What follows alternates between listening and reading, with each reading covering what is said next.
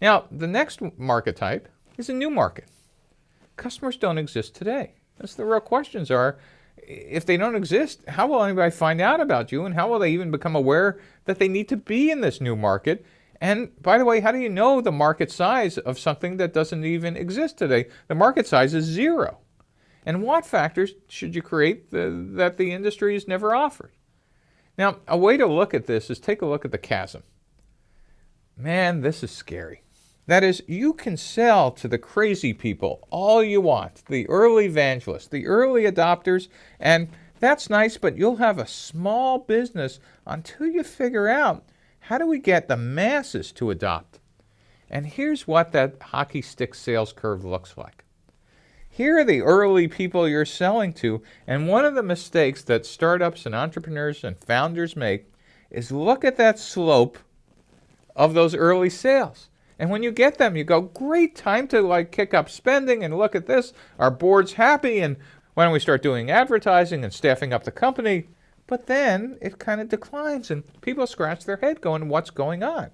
What's going on is the mainstream market just hasn't adopted.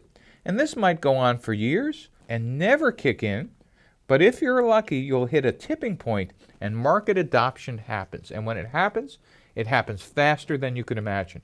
But at times, it takes longer to get there than you can imagine. So in a new market, one of the things you need to be thinking about is there any possible way to move this curve in?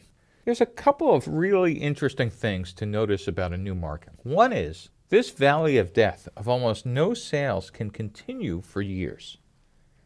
Now, why is this important to know? Well, just imagine you're a startup and you've put together a nice financial forecast for your board and your investors, and they all believe that you are in an existing market. So they're expecting you to have revenue that increases every year. Why? Because you've never asked the question, what type of market am I in? Now, if you're in a new market, you now know that it's quite possible that you might have a curve that doesn't look like this, but actually is flat for a long period of time.